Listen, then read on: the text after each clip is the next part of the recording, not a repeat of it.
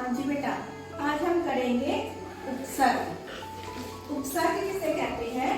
किसी शब्द के पूर्व में जुड़ने वाले शब्दांश को उपसर्ग कहते हैं। मतलब कि किसी भी शब्द के आगे जो शब्द का छोटा सा हिस्सा लगता है उस शब्द को क्या कहते हैं?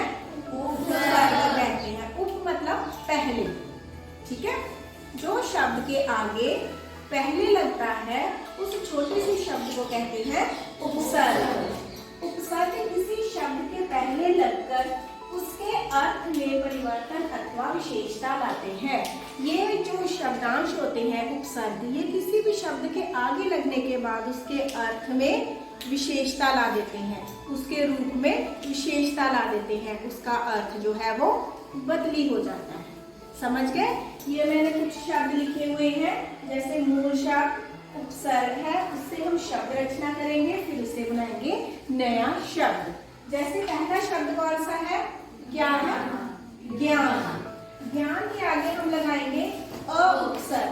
कैसे लगाएंगे?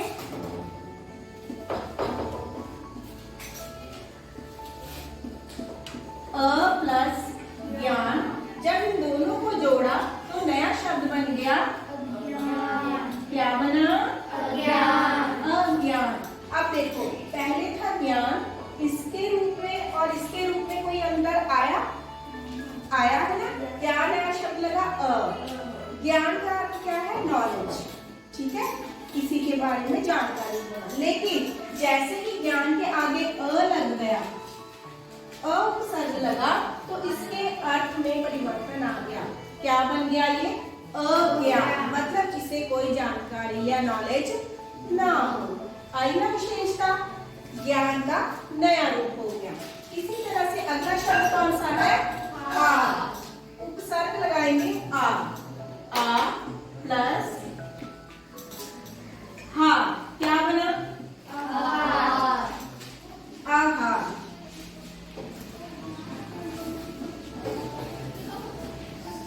इसी तरह से अगला शब्द क्या है? योग। योग प्लस प्र।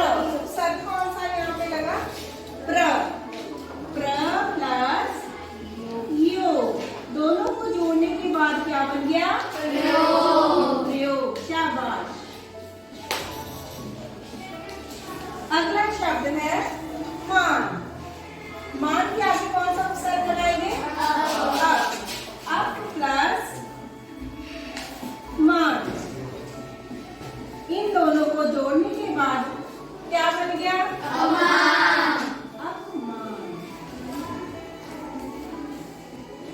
देखो, अब जो शब्द यहाँ पे लिखे हुए हैं और जो शब्द यहाँ पे लिखे हुए हैं, दोनों के अर्थ जो थे वो बदल गए, उनका रूप भी बदला और उनकी विशेषता भी बदल गई। तो ये किनके कारण हुआ?